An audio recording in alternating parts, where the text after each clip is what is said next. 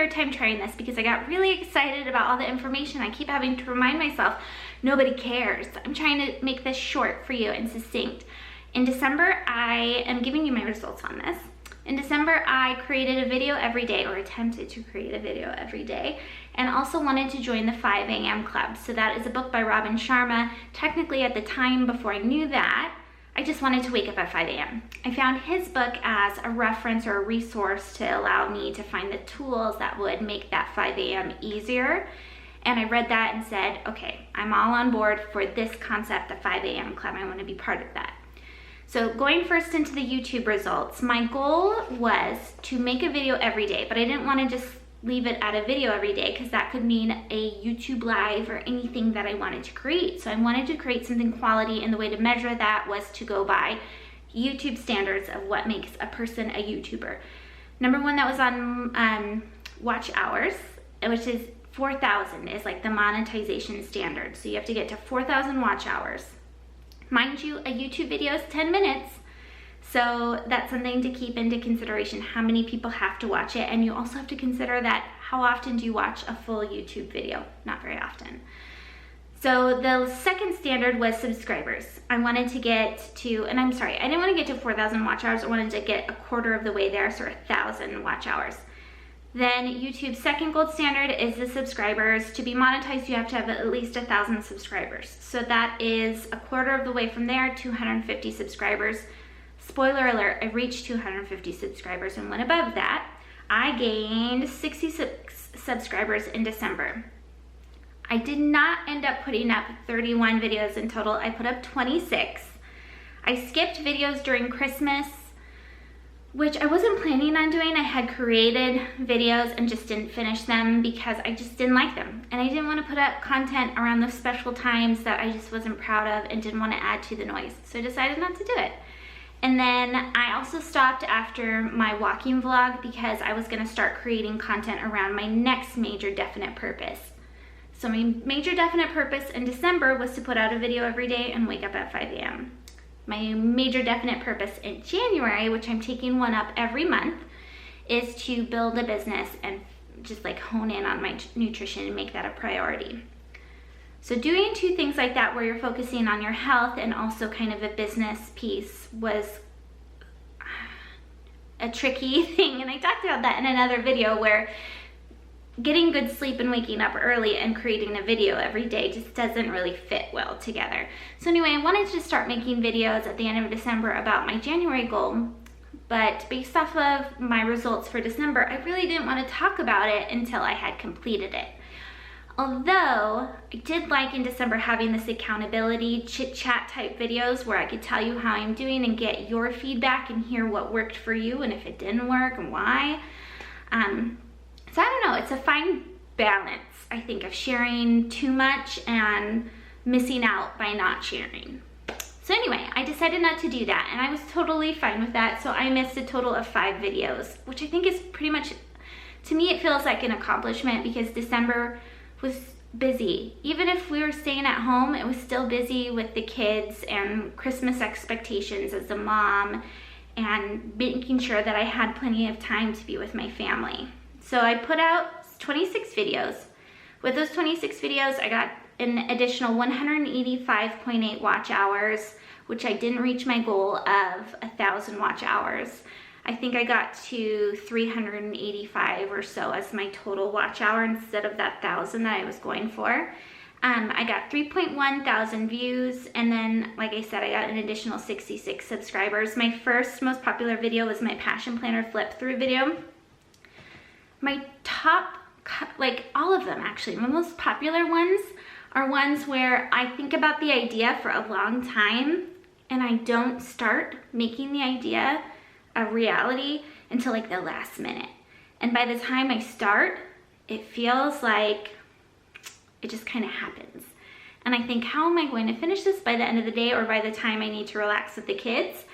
And I do, and I still really like the video that comes out. And that was one of my things that I was excited about doing this project, was that idea of creating, and when you're in the middle of it, this used to happen to me all the time when I would choreograph for my dance classes.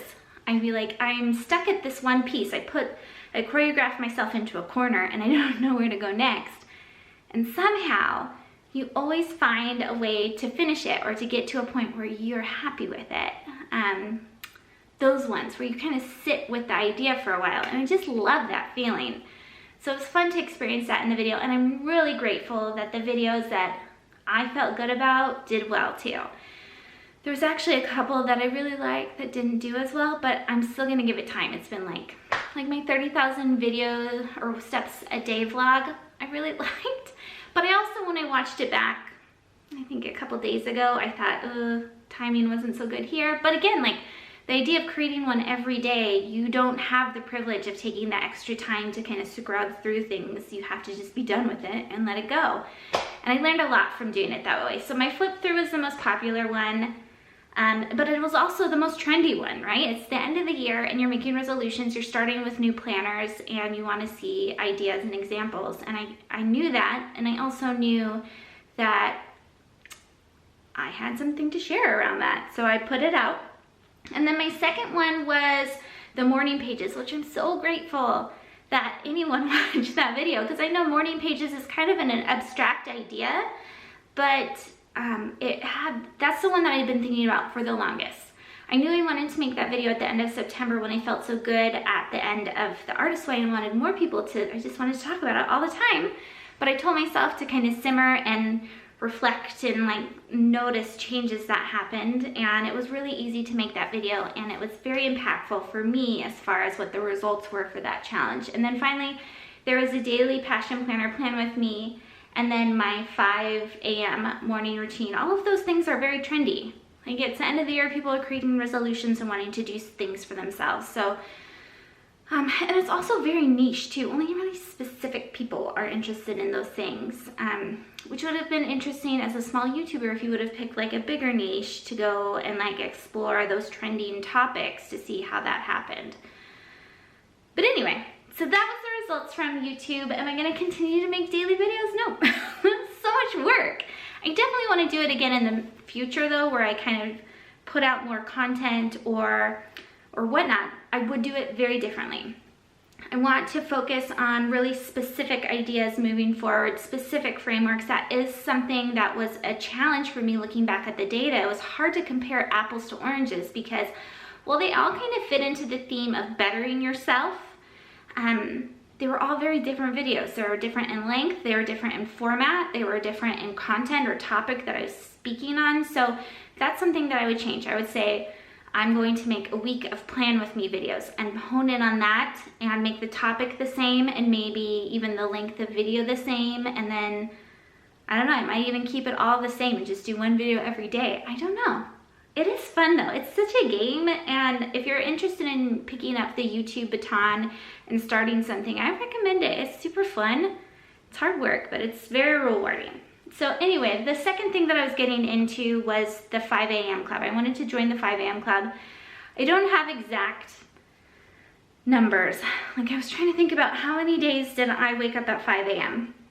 And before Christmas, I woke up late once. And that was, even on Christmas Day, I woke up at 5 a.m. I stayed in bed because you can't get up before the kids get up. So anyway, at least not in my household, they would have sensed my presence and woken up. So anyway, the time that I did wake up late, and it was strategic wake up, I found that waking up at 5 a.m. wasn't hard, especially doing the video every day, because you go to bed knowing what it is that you're going to work on tomorrow and kind of looking forward to that. And it was an easy push out of bed saying like, oh, I have my victory hour and then I'm going to start working on my videos.